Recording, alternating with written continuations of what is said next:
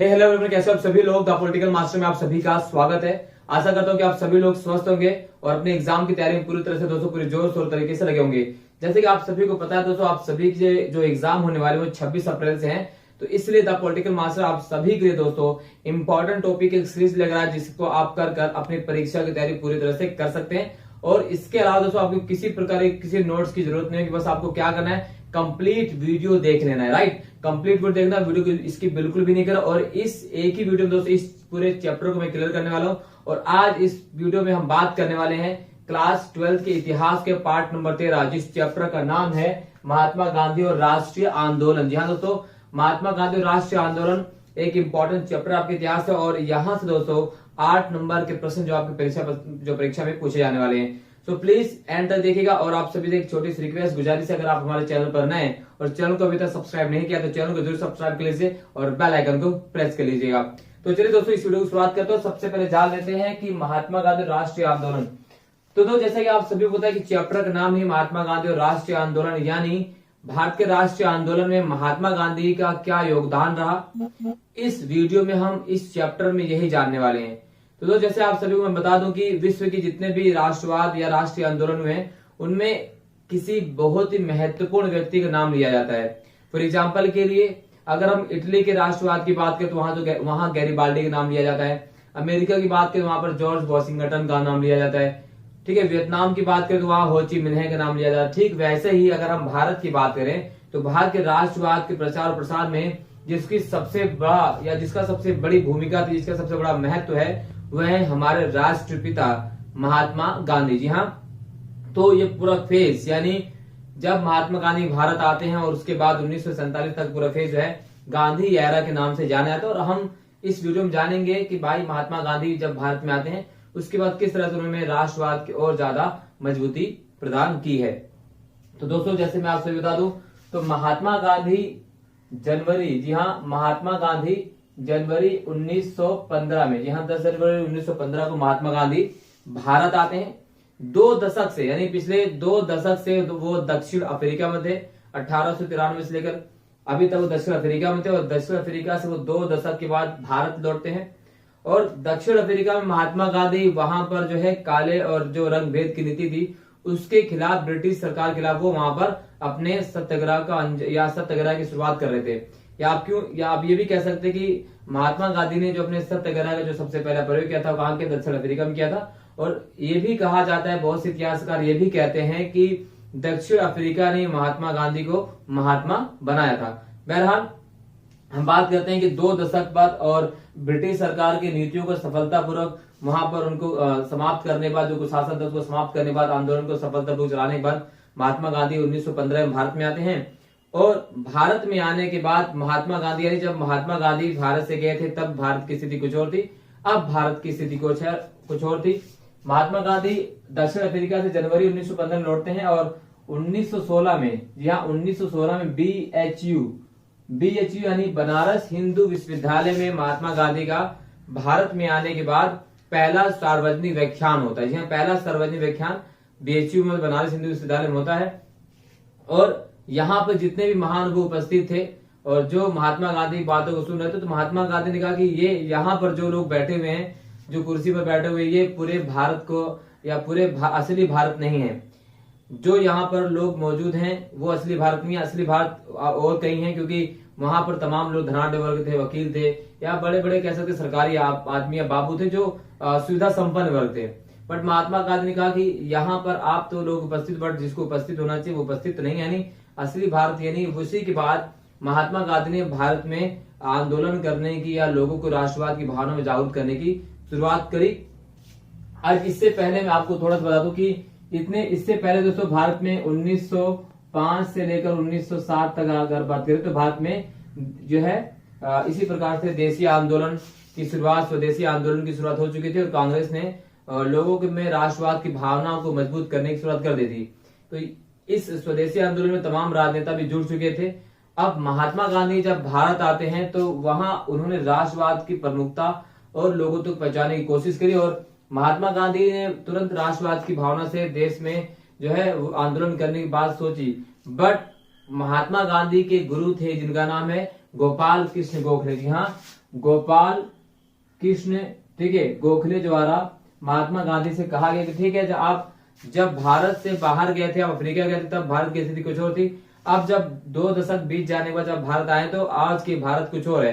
तो ऐसे में आपको सबसे पहले भारत को समझना होगा। इसके बाद गोखले ने महात्मा गांधी को 2 साल तक भारत का भ्रमण करने का न्योता दिया कि आप पहले भारत को समझिए, और महात्मा गांधी ने पूरे भारत का भ्रमण किया, यानी राष्ट्रवाद लोगों को देखा, सोचा, समझा इन 2 सालों में। इसी बीच महात्मा गांधी का दोस्तों भारत में पहला, जिसे हम पहला सत्याग्रह कहते हैं, वो भी शुरू हो जाता है।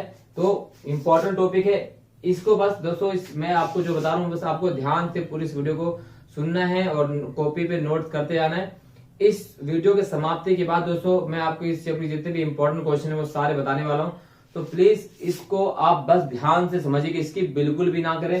गारंटी देता हूँ कि आपको इस वीडियो देखने के बाद महात्मा गांधी राष्ट्रीय आंदोलन के ऊपर दोबारा कोई किताब, कोई पुस्तक, कोई वीडियो देखने की आवश्यकता पड़ेगी नहीं, ठीक है। और आप यहाँ से अपने आप को आसानी से एग्जाम में अच्छे नंबर प्राप्त कर सकते हैं। तो महात्मा गांधी का भारत में पहला जो सत्याग्रह था, महात्मा गांधी का पहला जो सत्याग्रह था वो 1917 में चंपारण, जी हाँ 1917 में चंपारण सत्याग्रह, ठीक है, चंपारण सत्याग्रह, ठीक है। बहुत से लोगों को पता चल चुका था कि भाई अब गांधी जी भारत आ चुके हैं, क्योंकि महात्मा गांधी का नाम एक प्रकार से हो चुका था कि भाई महात्मा गांधी अंग्रेजों के खिलाफ लड़ रहे हैं और वहां उन्हें प्रमुखता से सफलता मिल रही है। ऐसे में ब्रिटिश सरकार द्वारा भारत में एक कानून व्यवस्था बनाया गया था, जिस कानून व्यवस्था को कहते हैं ब्रिटिश सरकार द्वारा बिहार के अन्य इलाकों में जो है किसानों से जबरदस्ती नील की खेती करवाई जाती थी। यानी किसान का जो खेत होता था, उस खेत पर किसान अपने प्रमुख खाद्यान्न फसलों के अलावा उन्हें नील की खेती करनी पड़ती, और नील की खेती करने के लिए किसानों को विवश किया जाता था।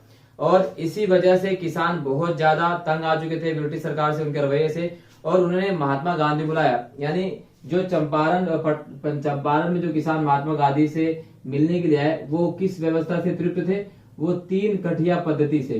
3 कठिया पद्धति थी कि ब्रिटिश सरकार ने किसानों से जबरदस्ती उनकी भूमि पर, उनके खेत पर 3 हिस्से पर नील की खेती उगाने के लिए कहती थी जबरदस्ती, और बाकी हिस्से पर वो दूसरे फसल उगा सकते थे।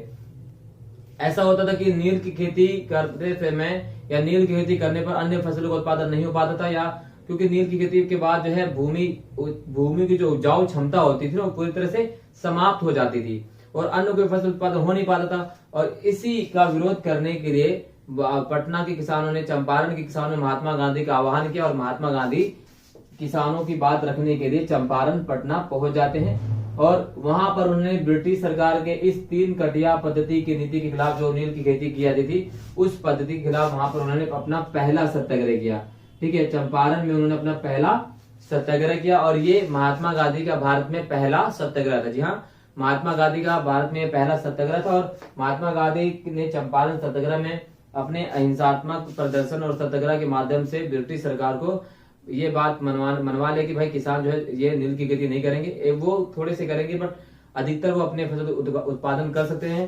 तो ब्रिटिश सरकार ने महात्मा गांधी की बात को मान लिया, और महात्मा गांधी का जो पहला सत्याग्रह था वो पूरी तरह से सफल हो जाता है, चंपारण सत्याग्रह, राइट। तो ये महात्मा गांधी के भारत यहाँ पर चंपारण सत्याग्रह महात्मा गांधी को सफलता मिली। अब बात थी दोस्तों अहमदाबाद, यहाँ अहमदाबाद।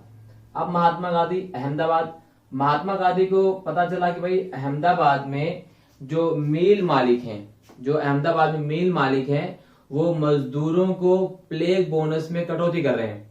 और मजदूरों को जो प्लेग बोनस मिलना चाहिए था, क्योंकि उस समय पूरे भारत, गुजरात के पश्चिमी हिस्सों में जो है प्लेग बहुत तरह से, पूरी जो इलाका प्लेग की चपेट में आ चुका था, और सरकार द्वारा मजदूरों को बोनस दिए जाने की पूरी घोषणा कर दी गई थी। बट वहां पर जो मिल मालिक थे वो मजदूरों को प्लेग बोनस नहीं दे रहे थे। अब महात्मा गांधी मजदूरों की डिमांड करने या मजदूरों की जो मांग थी उसको पूरा करने के लिए लगातार वो उन मिल मालिकों से संपर्क कर रहे थे कि भाई मजदूरों की जो मांग जायज है और जो उन्हें प्लेग बोनस मिलना चाहिए। अब ये जो मिल मालिक था ना, मिल मालिकों में एक थे महात्मा गांधी के मित्र, यानी इन्हीं मिल मालिकों में से एक जो मालिक थे वो महात्मा गांधी के मित्र थे, वो थे अंबालाल। इससे पहले जो है साबरमती आश्रम के लिए काफी दान दर्शन दे चुके थे। तो महात्मा गांधी उनसे मिले कि भाई मजदूरों का जो बोनस उसे दिया जाए, उसे छीना ना जाए। इस बीच वहां के जो कलेक्टर थे उनको लगा कि भाई इससे मिल मजदूरों में और मालिकों में जो है कहीं कार्रवाई ना हो जाए, आपस में लोग झगड़ा ना करने लगे। तो ऐसे में वहां पर उन्होंने कहा कि 20% टैक्स दिया जाए। बट क्योंकि ये 1914 में जो फर्स्ट वर्ल्ड वॉर हुआ था उसमें जो तय रकम की गई उससे बहुत कम थी। बाद में महात्मा गांधी ने वो हिसाब किताब लगाने के बाद कहा कि भाई मजदूरों जो है 35% बोनस मिलना चाहिए, और 35% बोनस मिलना चाहिए। तो जो मजदूर थे, महात्मा गांधी ने कहा कि अब कोई भी काम नहीं करेगा, सब लगातार हड़ताल करेंगे। और महात्मा गांधी ने मजदूरों से भी कह दिया कि अगर आप इन हड़तालों से भूखे मरोगे तो मैं भी आपके साथ भूखे मरने के लिए तैयार हूं। और उसके बाद महात्मा गांधी लगातार साबरमती आश्रम की तरफ लगातार धरने दिए, और अंततः महात्मा गांधी की जो प्लेग बोनस वाली मांग थी 35%, उसे स्वीकार कर लिया और महात्मा गांधी का आंदोलन यहाँ पर भी सफल होता है। इसी बीच महात्मा गांधी को ये खबर मिलती है कि खेड़ा, जी हाँ, खेड़ा में जो किसान है वो आंदोलन कर रहे हैं। आंदोलन इसलिए कर रहे हैं क्योंकि वहां पर पूरा आपातकाल के बाद आप कह सकते हैं कि फसल बर्बाद हो चुकी थी और पूरी तरीके से उत्पादन बिल्कुल नहीं हो रहा था। तो ऐसे में ब्रिटिश सरकार किसानों से जबरदस्ती लगान वसूल रही थी, क्योंकि किसान पहले से पूरी तरह से तरफ थे। उत्पादन ना होने की वजह से, अकाल पड़ने की वजह से बिल्कुल भी उत्पादन नहीं हो रहा था, फिर भी ब्रिटिश सरकार उनसे जो है एक मुश्त लगान वसूल रही थी, जो कि किसान देने में सक्षम नहीं थे।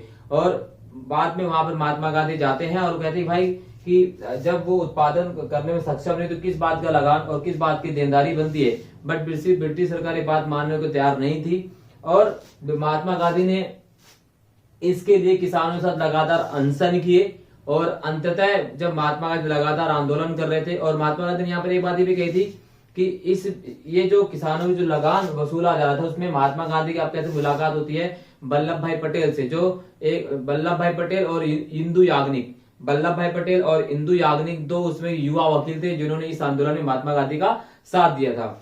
अब महात्मा गांधी लगातार मजदूरों के साथ अनशन कर रहे थे, आंदोलन कर रहे थे, और इसी बीच महात्मा गांधी ने बड़े किसानों से भी कह दिया कि आपको भी लगान नहीं देना है, क्योंकि अगर आप लगान दोगे, अमीर किसान अगर लगान देंगे तो मजबूरन गरीब किसानों को भी लगान देना पड़ेगा, जो कि सही नहीं होगा। तो महात्मा गांधी ने बड़े किसानों से भी अपील की और लगातार अनशन आंदोलन करते रहे, सत्याग्रह करते रहे। इसी बीच महात्मा गांधी को खबर मिलती है कि ब्रिटिश सरकार ने एक घोषणा की है कि जो लगान दे सकता है, जो कर चुका सकता है, केवल उसी से कर लिया जाएगा, बाकी किसी से कर नहीं लिया जाएगा। और इसके बाद महात्मा गांधी ने इस आंदोलन को वहीं पर समाप्त कर दिया। यानी महात्मा गांधी के बैक टू बैक 3 आंदोलन पूरी तरह से बाद में सफल हो जाते हैं। चंपारण, ठीक है, खेड़ा और अहमदाबाद, यानी 3 आंदोलन, इन तीनों आंदोलनों में महात्मा गांधी को सफलता मिली।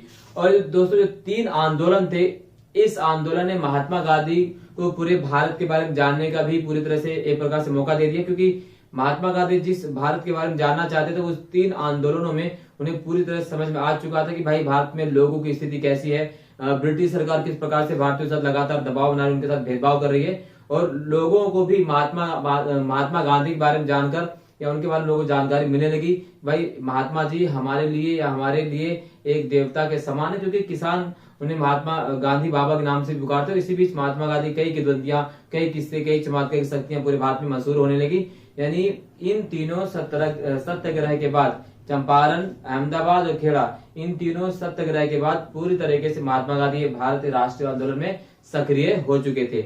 आई होप यहाँ तक आपको पूरी तरह समझ में आ चुका। दोस्तों अगर आपको ये समझ में आ चुका यहाँ तो लाइक जरूर कर दीजिए, और आपको वीडियो पूरी देखनी तो इसकी बिल्कुल भी मत कीजिएगा। अब दोस्तों हम आगे बात करने वाले हैं इसके बाद महात्मा गांधी किस प्रकार से राष्ट्रीय आंदोलन को आगे बढ़ाते हैं। क्लियर, चलिए इसके बाद मैं आपको बता दूं तो अब यहां तक तीनों सत्याग्रह में महात्मा गांधी सफल होते हैं। अब 1918 में फर्स्ट वर्ल्ड वार जो है, प्रथम विश्व युद्ध जो है समाप्त होता है। और इस युद्ध की समाप्ति बाद 1919 में ब्रिटिश सरकार द्वारा जो है भारतीयों के लिए एक नियम बनाया गया, एक कानून बनाया गया, जो कानून था रॉलेट एक्ट। ठीक है, इस रॉलेट एक्ट में क्या था दोस्तों, इस रॉलेट एक्ट कानून में भारतीयों के बिना किसी गवाह, बिना किसी केस, बिना किसी सजा के गिरफ्तार कर लिया जाता था और उन पर कार्रवाई की जाती थी, और 2 साल से पहले भारतीयों को छोड़ा नहीं जा सकता था। ये सारा कानून ब्रिटिश सरकार ने भारतीयों को दबाने के लिए, सत्याग्रहियों को दबाने के लिए, जो महात्मा गांधी के नेतृत्व में अब सत्याग्रह कर रहे थे, उन सभी दबाने के लिए किया। और महात्मा गांधी ब्रिटिश सरकार द्वारा तमाम सत्याग्रहियों को, तमाम प्रदर्शनकारियों को, अब राष्ट्रवादियों को पकड़ पकड़ कर जेल में डाला जाने लगा था। चूंकि ये आंदोलन जो कि ये कानून जिसे हम रोलट एक्ट कहते हैं, ये पूरी तरीके से बेकार कानून था, खराब कानून था। और इस कानून के तहत बिना किसी जुर्म के, बिना किसी सजा के, बिना किसी वजह के भारतीयों को गिरफ्तार किया जाता था। और इसी बीच क्या होता है दोस्तों, इसी बीच होता क्या है कि महात्मा गांधी द्वारा इस रोलट एक्ट को समाप्त करने के लिए एक आंदोलन चलाया जाता है जिसका नाम होता है रोलट सत्याग्रह। ये भी आपको समझ में आ गया। अब हम बात करते हैं दोस्तों, ये जो रोलट एक्ट था, ये इसका विरोध करने के लिए पंजाब के दो प्रमुख नेता थे। वो नेता थे दोस्तों डॉक्टर सैफुद्दीन किचलू। जी हाँ, डॉक्टर सैफुद्दीन किचलू और सत्यपाल मलिक। डॉक्टर सैफुद्दीन किचलू और सत्यपाल मलिक, इन दो प्रमुख नेताओं को पंजाब में गिरफ्तार कर लिया गया। और इन्हीं दोनों नेताओं की गिरफ्तारी के विरोध में, क्योंकि ये पंजाब के एक लोकप्रिय नेता थे, इन्हीं दोनों नेताओं की गिरफ्तारी के विरोध में पंजाब में एक सभा बुलाई जाती है जलियांवाला बाग में शांतिपूर्ण प्रदर्शन के लिए। संयोगवश उसी दिन पंजाब में जो है बैसाखी का दिन होता है, लोग बैसाखी के लिए मेला देखने आते हैं। और जब सभा बुलाई जाती है, लोग जलियांवाला बाग में इकट्ठा होते हैं। और लोगों की ये नहीं पता था कि बांजाब में मार्शल लॉ लागू किया गया है। मार्शल लॉ के तहत जो है लोगों को भीड़ को इकट्ठा होने नहीं दिया जाता है। ऐसे में लोग जलियांवाला बाग में अपने इन दोनों नेताओं के विरोध, मतलब गिरफ्तारी के विरोध में शांतिपूर्ण प्रदर्शन करते हैं, सभा बुलाई जाती है। और इसी में अचानक से है जो है जलियांवाला बाग में जनरल डायर पहुंचता है और निहत्थे प्रदर्शनकारियों पर गोलियों के बौछार कर देता है। इससे जो है सैकड़ों हजारों की संख्या में जो है निर्दोष लोग मारे जाते हैं। बाद में यहाँ पर जिसे अब 13 अप्रैल दिन आया है, 13 अप्रैल 1919 को जलियांवाला बाग में घटना घटित होती है दोस्तों। जलियांवाला, पंजाब के अमृतसर के जलियांवाला बाग में, और इसे जलियांवाला बाग हत्याकांड के नाम से जाना जाता है, क्योंकि जनरल डायर ने निहत्थे प्रदर्शनकारियों पर पूरी तरह से गोलियां चलाई, जिसमें सैकड़ों हजारों लोग मारे जाते हैं। और इस विध्वंस घटना का, इस कायरतापूर्ण घटना का भारतीयों ने काफी विरोध किया। और इस विरोध स्वरूप बाद में जो है कई लोगों ने अपनी उपाधियां त्याग दी। ठीक है, रविन्द्रनाथ टैगोर ने अपने नाइट की उपाधि को त्याग दिया। महात्मा गांधी ने भी इसका विरोध किया लगातार। बाद में इसके खिलाफ सत्याग्रह किया गया, आंदोलन चलाया गया। और बाद में दोस्तों इस जलियांवाला बाग हत्याकांड के खिलाफ जो है इसके लिए कमेटी बनाई, जिसके सदस्य महात्मा गांधी बने। बाद में ब्रिटेन सरकार के जो न्यायालय कोर्ट ने इन्हें, जनरल डायर को दोस्तों दोषी नहीं पाया। और बाद में उधम सिंह उनकी हत्या कर देते हैं। वो अलग टॉपिक में बात करेंगे। तो ये दोस्तों 1919 का जो रोलट सत्याग्रह था, रोलट एक्ट कानून के माध्यम के खिलाफ चलाया गया था। इस सत्याग्रह में इसी के आसपास जो जलियांवाला बाग हत्याकांड हो जाए 1919 में, अब भारतीयों में, सत्याग्रहियों में और लगातार जो है खून में उबाल आ गया था दोस्तों। क्योंकि इस आंदोलन के बाद जो तीनों सत्याग्रह आंदोलन थे, इन तीनों सत्याग्रह आंदोलन के बाद 1920-21 तक जो है तमाम जो बड़े बड़े राष्ट्रवादी थे, चाहे वो पंडित जवाहरलाल नेहरू हो, लाला लाजपत राय हो, बिपिन चंद्र पाल हो, ठीक है, लाल बाल पाल, ठीक है, ये लोग महात्मा गांधी से जुड़ चुके थे। अब ऐसे में आंदोलन की रफ्तार और तेज गति से आगे बढ़ने लगी। अब धीरे धीरे जो है आंदोलन और तेज होने लगा था। राष्ट्रवाद और देश में स्वतंत्र राष्ट्र की मांग लगातार तेज गति से आगे बढ़ने लगी। और इसी बीच दोस्तों एक और आंदोलन होता है, उस आंदोलन का नाम होता है खिलाफत आंदोलन। जी हाँ, खिलाफत आंदोलन भी 1919 में होता है। अब खिलाफत आंदोलन क्या था, खिलाफत मूवमेंट क्या था दोस्तों? खिलाफत मूवमेंट, अभी खिलाफत जो आंदोलन था हुआ यूं कि ब्रिटिश सरकार ने भारतीय मुसलमानों से यह वादा किया था, अगर आप हमारे साथ युद्ध में लड़ोगे, हमारा युद्ध में साथ दोगे, तो हम आपके खलीफा के पद को वापस कर देंगे। खलीफा दोस्तों उस समय तुर्की का में एक पद होता था जो मुसलमानों का सबसे बड़ा पद माना गया। नहीं, जो तुर्की का खलीफा था वो संपूर्ण जगत मुसलमानों का खलीफा माना गया। और ब्रिटिश सरकार ने खलीफा के पद को, जो तुर्की पास था उसके पद को पूरी तरह समाप्त कर दिया, यानी खलीफा के पद को समाप्त कर दिया। और ब्रिटिश सरकार ने युद्ध में सहायता लेने के लिए मुसलमानों से कहा कि अगर आप हमारे युद्ध में सहायता करेंगे तो जो हमने आपके तुर्की के खलीफा के पद को समाप्त कर दिया उसे वापस कर देंगे। और इसीलिए भारतीय मुसलमानों ने, तमाम मुसलमानों ने, विश्व के तमाम मुसलमानों ने ब्रिटिश सरकार का युद्ध में साथ दिया। और युद्ध समाप्त होने के बाद ब्रिटिश सरकार ने अपना वादा पूरा नहीं किया, यानी तुर्की के खलीफा पद को पूरी तरह से बहाल नहीं किया। और इसी ब्रिटिश सरकार के इसी वादा खिलाफी के लिए ही भारत में खिलाफत आंदोलन, खिलाफत मूवमेंट की शुरुआत की गई। और ये खिलाफत आंदोलन दो भाइयों ने शुरू की थी, डॉक्टर शौकत अली और मोहम्मद अली। जी हाँ, डॉक्टर मोहम्मद अली, माफ कीजिएगा, मोहम्मद अली और शौकत अली। मोहम्मद अली और शौकत अली, अली बंधु, इसे आप अली बंधु भी कहते हैं। अली बंधुओं के द्वारा जो है भारत में खिलाफत आंदोलन की शुरुआत की गई। और खिलाफत आंदोलन ब्रिटिश सरकार के वादा खिलाफी के खिलाफ भारत में शुरू किया गया।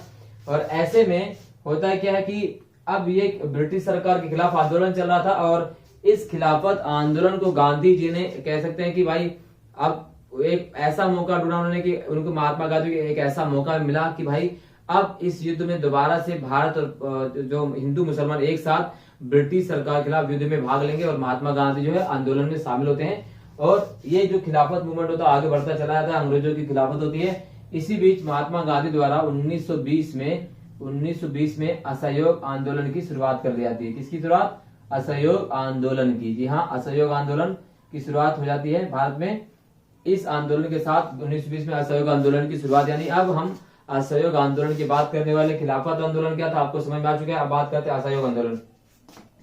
असहयोग आंदोलन में हिंदू मुसलमानों ने साथ मिलकर ब्रिटिश सरकार के लिए असहयोग आंदोलन चलाया। और तमाम रूप से इसका ब्रिटिश सरकार का असहयोग किया गया। महिलाओं द्वारा जो है ब्रिटिश सरकार के जो शराब की दुकानें उनकी पिकेटिंग की गई, विदेशी वस्त्रों की होली जलाई गई। महिलाओं ने ब्रिटिश सरकार के उद्योगों से बनने वाली चीनी को इस्तेमाल करने से मना कर दिया। स्कूलों ने, विद्यार्थियों ने स्कूल त्याग दिए और वकीलों ने वकालत छोड़ दी। तमाम प्रकार से ब्रिटिश सरकार का असहयोग किया जा रहा है, यानी अब ब्रिटिश सरकार का सहयोग नहीं करना था, क्योंकि महात्मा गांधी की मानना था कि अब तक जो है ब्रिटिश सरकार ने हमारे सहयोग से ही भारत में शासन किया है।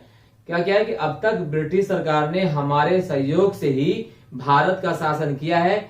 अगर हम ब्रिटिश सरकार का असहयोग करेंगे तो ब्रिटिश सरकार जो है भारत के साथ या भारत पर राज नहीं कर सकती। और इसीलिए भारत में असहयोग आंदोलन की शुरुआत महात्मा गांधी ने की। और असहयोग आंदोलन लगातार गति से आगे चल रहा था, लोगों ने इसमें भरपूर साथ दिया, तमाम लोग साथ आए और आंदोलन तीव्र गति से आगे बढ़ा था। इसी बीच क्या होता है दोस्तों, इसी बीच होता है कि आपकी 1922 में उत्तर प्रदेश का एक जिला है गोरखपुर।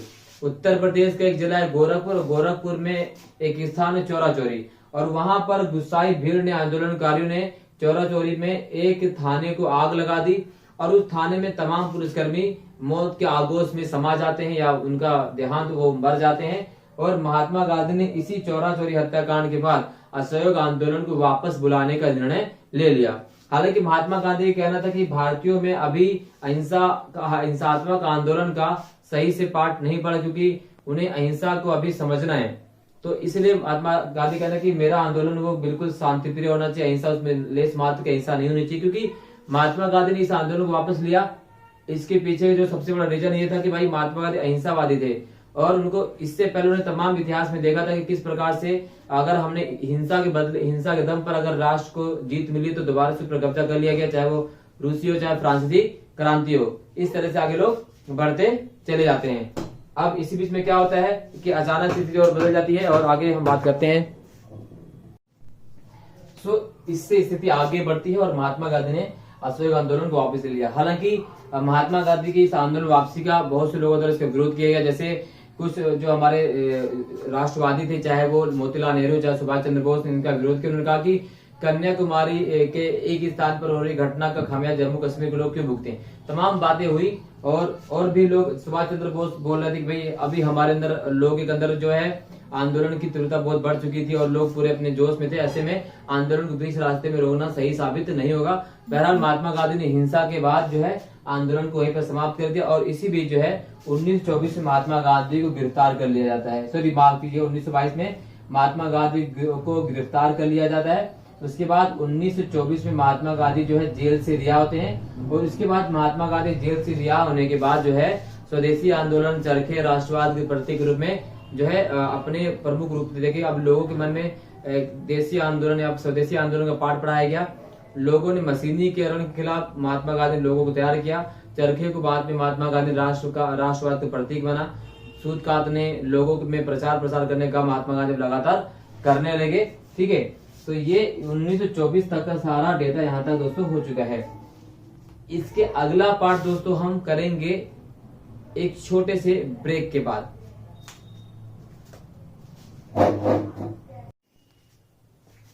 तो दोस्तों अभी तक हमने 1922 के असहयोग आंदोलन की समाप्ति की बात कर ली कि किस प्रकार से 1922 में असहयोग आंदोलन को समाप्त किया और 1922 में महात्मा गांधी को गिरफ्तार कर लिया गया था। 1924 में महात्मा गांधी जब जेल से रिहा होते हैं, उसके बाद महात्मा गांधी ने लोगों के अंदर राष्ट्रवाद की भावना और प्रचार करने के लिए, उनके अंदर असहयोग की भावना और ज्यादा प्रचार करने के लिए अब वो खादी और चरखे को एक प्रमुख साधन मानते हैं। अब इसी के माध्यम से स्वदेशी का प्रचार करने में लग जाते हैं। और दोस्तों 1919 में एक कानून पारित किया गया था जिसका नाम था चेम्सफोर्ड सुधार। और इस चेम्सफोर्ड सुधार के बाद ब्रिटिश सरकार ने ये कहा था कि हर 10 साल बाद वो जो भी कानून बनाएंगे उस कानून के 10 साल बाद वो समीक्षा करेंगे कि कानून सही है या गलत है। इसी बीच जो 10 साल बाद समीक्षा होनी थी उसकी समीक्षा करने के लिए ब्रिटिश सरकार ने 1927 में एक कमीशन की नियुक्ति की जिसका नाम था साइमन कमीशन।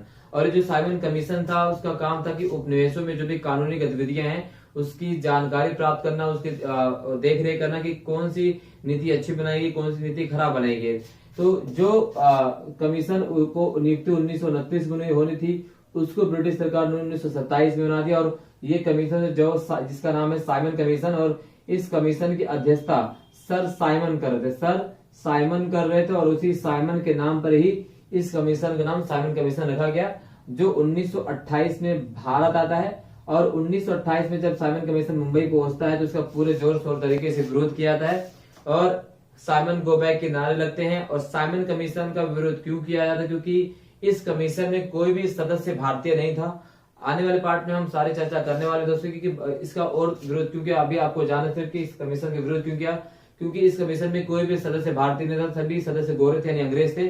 और इस विरोध के स्वरूप जो है लाला लाजपत राय की लाठीचार्ज के दौरान उनके देहांत हो जाता है, लाला लाजपत राय शहीद हो जाते हैं। और यहाँ पर एक राष्ट्रवादियों का जो एक युगांतकारी युद्ध वहां पर थोड़ा सा विराम लगा, क्योंकि लाला लाजपत राय उन महान स्वतंत्रता सेनानियों में थे जिन्हें लाल बाल पाल की टुकड़ी कही जाती थी। स्वदेशी आंदोलन से उन्होंने अपने आप को मजबूत बना रखा था। तो लाला लाजपत राय की 1928 में उनकी मृत्यु हो जाती है लाठीचार्ज के दौरान। अब यहाँ पर दोस्तों उनकी मृत्यु होती है। अब लगातार आंदोलन अपने पीक पे था और यहाँ पर थोड़ा सा आंदोलन में और विराम लग जाता है। इसी बीच होता क्या है दोस्तों कि अंग्रेजों के द्वारा जो है नमक पर कर लगा दिया जाता है। क्या लगा दिया जाता है? नमक पर टैक्स लगा दिया जाता है। नमक पर टैक्स नमक का शुरुआत कर दी जाती है, क्योंकि नमक जो था दोस्तों वो घर घर तक जन जन तक इसका इस्तेमाल किया जाता, चाहे अमीर हो चाहे गरीब हो, हर व्यक्ति इसका उपयोग करता था। ऐसे में नमक पर बढ़े हुए कर का विरोध करने के लिए महात्मा गांधी ने एक आंदोलन चलाया जिसका नाम था नमक सत्याग्रह। क्या चलाया? नमक सत्याग्रह। और नमक सत्याग्रह को लेकर महात्मा गांधी अपने आश्रम साबरमती आश्रम से नमक का आंदोलन के विरोध करने के 12 मार्च 1930 को महात्मा गांधी अपने आश्रम साबरमती आश्रम दांडी तक की यात्रा करने के लिए कूच करते हैं। 6 अप्रैल 1930 को महात्मा गांधी दांडी पहुंचते हैं और दांडी पहुंचकर महात्मा गांधी ने दांडी के समुद्र तट से केतली में विरोध स्वरूप केतली में नमक उबालकर इस नमक कानून का उल्लंघन किया, नमक कानून को तोड़ा। बाद में महात्मा गांधी को गिरफ्तार कर लिया गया। यानी ये जो दांडी मार्च था, नमक सत्याग्रह था, और महात्मा गांधी ने इसे एक अवसर के रूप में इसलिए देखा क्योंकि नमक आंदोलन में अगर हम बात करें तो नमक तो घर घर तक यूज होता था। हर व्यक्ति, हर समाज के व्यक्ति, चाहे वो गरीब हो चाहे अमीर हो, सभी का उपयोग नमक द्वारा किया जाता था, नमक का उपयोग किया जाता था। इससे पहले नमक भारतीय लोग आसानी से बना सकते थे, उन पर कोई टैक्स नहीं लगता था। अब जो नमक है वो केवल ब्रिटिश सरकार ही बना सकती थी, या नमक का इस्तेमाल ब्रिटिश सरकार द्वारा बनाए गए लोगों से ही खरीदा जा सकता था, या ब्रिटिश सरकार ने उस पर बहुत कर लगा दिया था। अब ये विरोध का बहुत लंबा स्वरूप आगे चला और इस नमक सत्याग्रह, यूं कह सकते हैं कि दांडी सत्याग्रह में 3 बहुत ही महत्वपूर्ण चीजें सामने आई। ये 3 महत्वपूर्ण चीजें क्या थी? पहली महत्वपूर्ण चीज है कि इस नमक सत्याग्रह के बाद दुनिया ने महात्मा गांधी को पूरी तरह से जान लिया। यानी अब महात्मा गांधी पूरी तरीके से वैश्विक रूप से जाने पहचाने जाने लगे। इस नमक आंदोलन का दूसरा सबसे महत्वपूर्ण बदलाव यह था कि इस नमक आंदोलन में महिलाओं ने भी बढ़ चढ़कर भाग लिया। ठीक है, और नमक आंदोलन पूरी तरह से व्यापक रूप से भारत में और भारत के हर कोने में चलाया गया, और इसमें महिलाओं ने यानी समाज के हर तबके ने इस सत्याग्रह में, नमक सत्याग्रह में बढ़ चढ़कर भाग लिया। हालांकि नमक आंदोलन के दौरान महात्मा गांधी ने 2 सत्याग्रहियों की नियुक्ति कर दी थी। पहले सत्याग्रही थे कौन? विनोबा भावे। जी हाँ, विनोबा भावे पहले सत्याग्रही थे, और दूसरे जो सत्याग्रही थे वो थे पंडित जवाहरलाल नेहरू। और यहाँ से आंदोलन और गति पकड़ता है, और तो इस तरह से ये आंदोलन दोस्तों नमक दांडी यात्रा समाप्त होती है। और महात्मा गांधी दांडी पहुंचकर जो है नमक केतली में उबालकर नमक कानून को तोड़ते हैं, बाद में उन्हें गिरफ्तार कर लिया जाता है। इसी बीच 1931 का समय आता है, तो 1931 में दोस्तों गांधी इरविन समझौता होता है, महात्मा गांधी और लॉर्ड इरविन के बीच। हाँ, महात्मा गांधी लॉर्ड इरविन के बीच एक समझौता होता है, जिसे गांधी इरविन समझौते के नाम से जाना जाता है। महात्मा गांधी ने इसमें 14 सूत्रीय मांगे रखी, और इसमें सबसे प्रमुख मांग थी कि उन तमाम सत्याग्रहियों को छोड़ दिया जाए और ब्रिटिश सरकार द्वारा नमक कानून को वापस ले लिया जाए। ऐसे मिलाकर कुल 14 मांगे जो है महात्मा गांधी जी द्वारा रखी जाती हैं। और इसी बीच जो है नवंबर या 1931 के अंत में दिसंबर में जो है एक सम्मेलन बुलाया था ब्रिटेन में, जिसका नाम था गोलमेज सम्मेलन। बैक टू बैक 3 सम्मेलन होते हैं, जिसका नाम क्या था? गोलमेज सम्मेलन दोस्तों 1931 में। ठीक है, यहाँ से जो है 1931 में गोलमेज सम्मेलन, ठीक है, सम्मेलन बुलाया जाता है। पहले सम्मेलन में कांग्रेस द्वारा भाग नहीं लिया गया, दूसरे सम्मेलन में कांग्रेस ने भाग लिया, और कहा 1932 में जो दूसरा गोलमेज सम्मेलन होता है उसमें कांग्रेस ने भाग लिया। कांग्रेस तरफ से महात्मा गांधी थे, गांधी जी द्वारा इस सम्मेलन में भाग लिया गया, और कांग्रेस ने कहा कि वह संपूर्ण भारत का प्रतिनिधित्व करती है। और हालांकि बहुत से लोगों ने इसका विरोध किया, बहुत से इसमें सारे इतिहासकारों अलग अलग राय है। ठीक है, हालांकि इस सम्मेलन में भी कोई नतीजा नहीं निकला, और जो गोलमेज सम्मेलन बुलाया गया वो बेनतीजा ही साबित हुआ, बेनतीजा। ठीक है, बेनतीजा शामिल हुआ। अब इसमें कोई नतीजा नहीं निकला, और महात्मा गांधी भारत में फिर आते हैं 1931 में, जो यहाँ पर सविनय अवज्ञा आंदोलन की शुरुआत हो जाती है। सविनय